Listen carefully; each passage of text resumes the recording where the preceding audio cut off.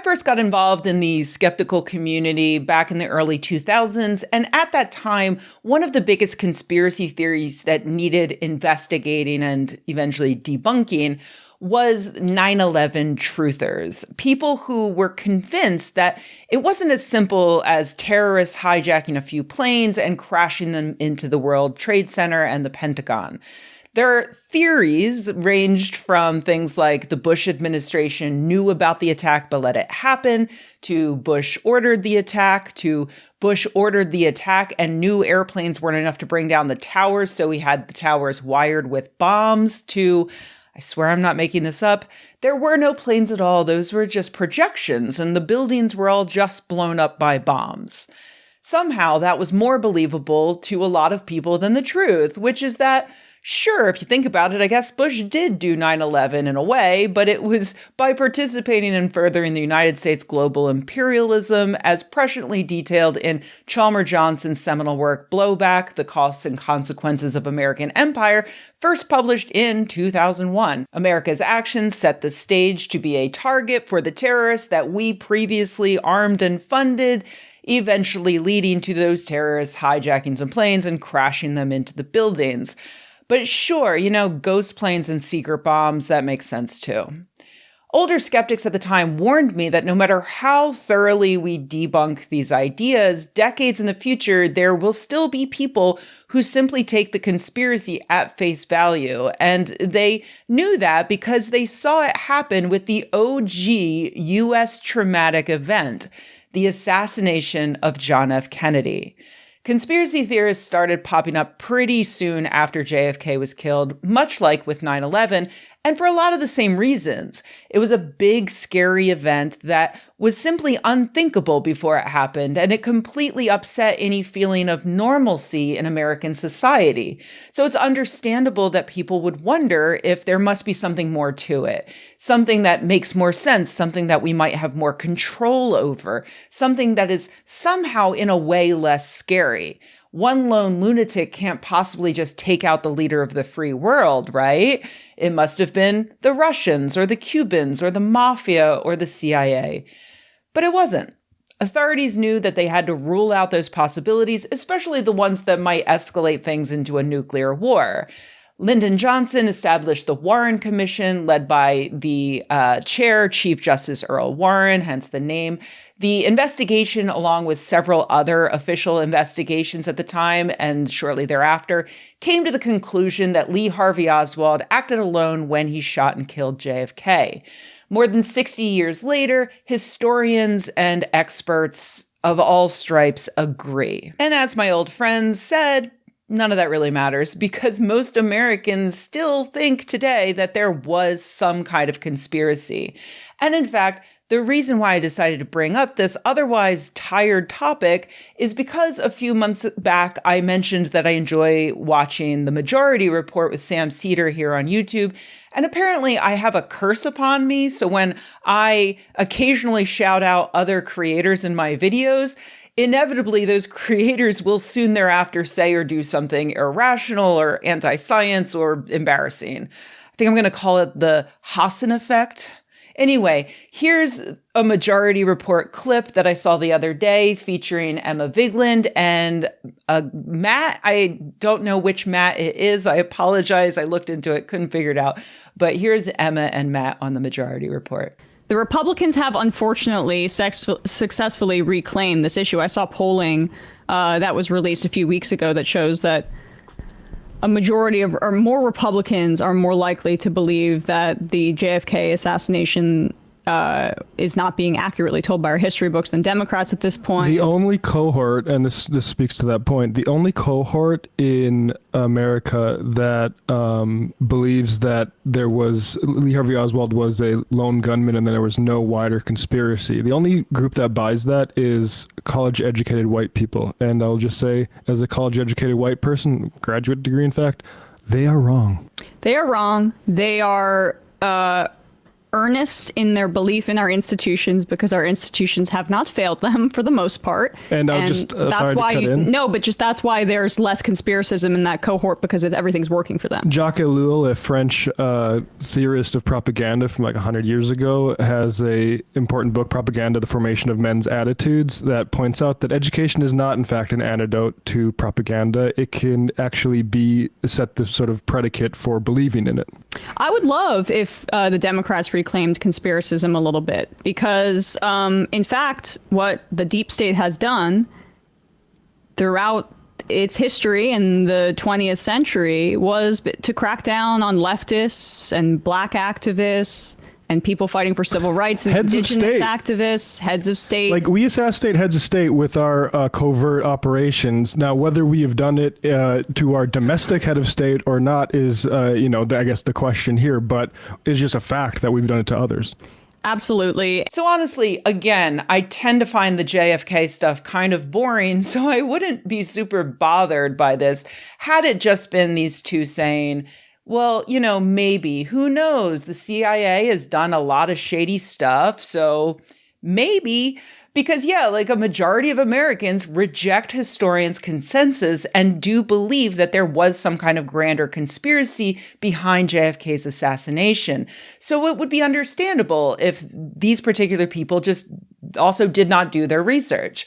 But the confidence with which they announced that only naive, college-educated white people would believe something so silly, something that is, in fact, reality.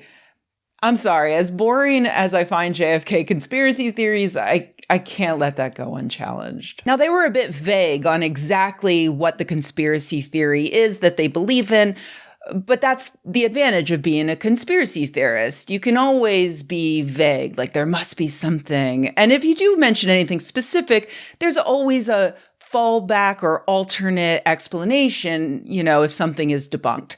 For instance, someone might believe that there was a second shooter because the bullet couldn't possibly have changed direction to hit both JFK and the man in front of him, Texas Governor John Connally.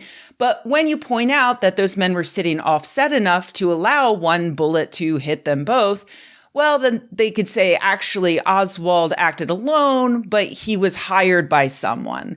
And then, if you show that it's ridiculously unlikely that he was hired by the mafia, well, they can say maybe it was Russia, and on and on and on. There's always another explanation. So please do not expect this video to be a thorough debunking, a thorough explanation of why historians and experts have an extremely high confidence that Oswald acted alone with no greater conspiracy. There have been thousands of books written positing probably millions of slightly different conspiracy theories. I'd like to focus on what the Majority Report hosts say specifically, that we, referring to the U.S. deep state, has assassinated other people, so it's possible that we've done it to our own head of state, implying that they ascribe to the idea that the CIA killed JFK, which probably unsurprisingly is the one that Oliver Stone chose to go with in his 1991 film, JFK. I say it's unsurprising because one of the first replies to me when I mentioned this on Blue Sky was someone who wrote, "Back into the left is not consistent with a single shot from the rear." If you haven't seen the movie JFK, first of all, congratulations. But despite it being extremely long and boring, a lot of people saw it when it came out, including myself. I was 10 years old in 1991 when Kevin Costner starred in Robin Hood, Prince of Thieves, and I was in love with him. So despite my parents' protestations, I ran to watch JFK. I did not care that it was 3 hours long. I did not care that it was made by a wackadoodle conspiracy theorist. I just wanted to look at Kevin Costner. And so for me, and it seemed like much of America, Back and to the Left was a meme before there were memes. Costner said it repeatedly. The president's head went back into the left, which is completely inconsistent with the direction the bullet supposedly came from, where Oswald was at the book Depository. Back and to his left. This was such a strong meme that it later ended up parodied in Seinfeld and even in the superior 90s sitcom The Critic. That's right, Seinfeld out here catching strays. But anyway, the back and to the left meme simply is not true at all. It never has been. Not only did ballistics experts testify to the Warren Commission that JFK's head motion was consistent with a bullet shot from the depository, but in the decades since then, many other studies by physicists have conclusively proven it. But it doesn't matter because Oliver Stone jammed back into the left, into our soft brain tissue, along with the idea that the CIA killed JFK, specifically because he wanted to pull out of Vietnam and end the Cold War. Personally, if I were the CIA and I wanted to kill the president of the United States, I would just drop some ricin in his spaghetti. But what do I know about the best way to kill someone that you have relatively easy access to all the time? The back into the left lie is just one example of many misrepresentations and lies in the movie JFK, but it's important to note that Oliver Stone didn't just make all this stuff up himself. He really believed it because the conspiracy that the CIA killed JFK was already a popular one by the time he got around to making his movie. And here's a fun reveal. That conspiracy theory was likely based on a work of satire published in 1967 and backed up by a randomly homophobic court case shortly thereafter. The report from Iron Mountain was written by Leonard Lewin and originally conceived by Victor Navosky, who was an editor for an American satirical magazine called The Monocle. Navosky happened to read a news piece about how a decrease in military spending led to a dip in the stock market, which Wall Street referred to as a peace scare. So the conceit for Iron Mountain was that it's a leaked classified government document detailing a multi-year study that found that if the United States ended its actions in Vietnam and stopped the Cold War, it would destroy the U.S. economy. As a result, the fictional report suggested that the United States stay in a perpetual state of war. The satirists had a good time pretending that the report was real in order to fool the readers of outlets like U.S. News and World Report and even the Washington Post. But things started to get out of hand when conspiracy theorists started using it to support their idea about JFK and other deep state actions. So Lewin and Navosky fessed up and they publicly said, hey, we made this all up. It's a pretty obvious satire about war. But true conspiracy theorists aren't swayed by the actual author of a piece admitting they wrote it, because this is the CIA we're talking about. And of course, they threatened to disappear some satirists if they didn't give a false confession. By the 90s, the report was out of print, but heavily circulated amongst far-right militia groups and even reprinted by a far-right anti-Semitic and white supremacist book publisher as an actual leaked government document. At around the same time that the report from Iron Mountain was published, a district attorney in New Orleans decided that a local businessman named Clay Shaw was in fact a co-conspirator of Lee Harvey Oswald, claiming that he went by the name Clay Bernard in the local gay scene. That name appeared in the Warren Commission report as someone who may have called a lawyer to ask him to represent Oswald the day after the assassination. Shaw said he never used that name. The lawyer said he made up that story, and there was no evidence to suggest Shaw had anything to do with anything related to any Kennedy ever. So the jury acquitted him in under an hour. But Shaw was one of 150,000 Americans at the time who volunteered to share information from his travels abroad with the Domestic Contact Service, a subsidiary of the CIA that recruited businessmen and journalists to give them reports on a non-clandestine basis, and that such acts of cooperation should not be confused with an actual agency relationship. But that counts. That's a CIA connection, which the KGB highlighted in dispatches to communist newspapers around the world at the time of the trial. And so, of course, Shaw was played by Tommy Lee Jones in the movie. I hope you can see why it's just not worth the effort to go over every single bit of misinformation surrounding the assassination of JFK by Lee Harvey Oswald. Feel free to leave your, but what about in the comments? I'm not going to read them or reply to them. Just like with 9/11, the assassination of JFK was a massive event that did tie into the secretive and nefarious things that our government gets up to.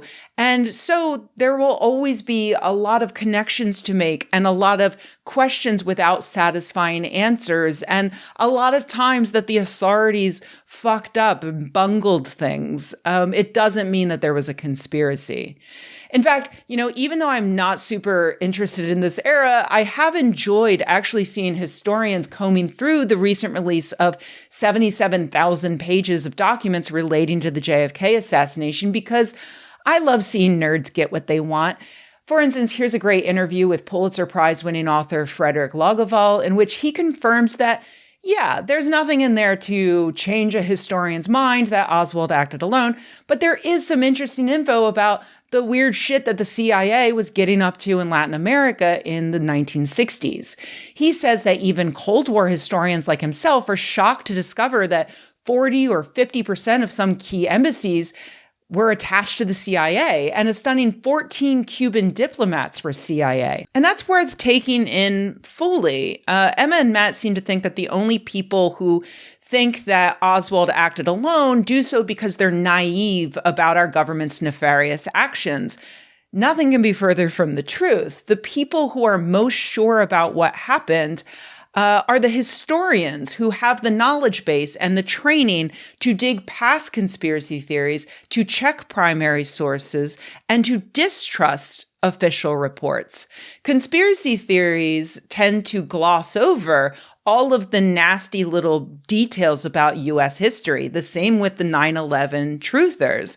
But the historians see all that. They're actually way more sure about all of this than me, even, because for the most part, I'm just relying on them, the experts, to do their jobs. In the same way I rely upon scientists to carefully do their jobs and develop vaccines that are safe and effective. And that brings me to the worst part of someone telling a large audience that they're just wrong to believe the CIA didn't kill JFK because look at what else the CIA does. Big Pharma fights against universal health care. They prevent people on Medicare from getting affordable prescriptions. They reformulate drugs to keep them from being sold as cheaper generics. They sell alternative medicine that does nothing. They sell cold medicine with no real helpful drugs in them. But vaccines are still safe and effective. We love conspiracy theories in part because they make the world simpler. This evil organization can't possibly be associated with anything good. This good person couldn't possibly die for no good reason. All of our problems are caused by one thing, and if we just get rid of that one thing, we'll all be happy. But unfortunately, that's just not true. I mean, it's not even true for capitalism, even if, as we say on this channel all the time, the problem is pretty much always capitalism. But unfortunately, the problems and the solutions are never going to be as simple as we want them to be.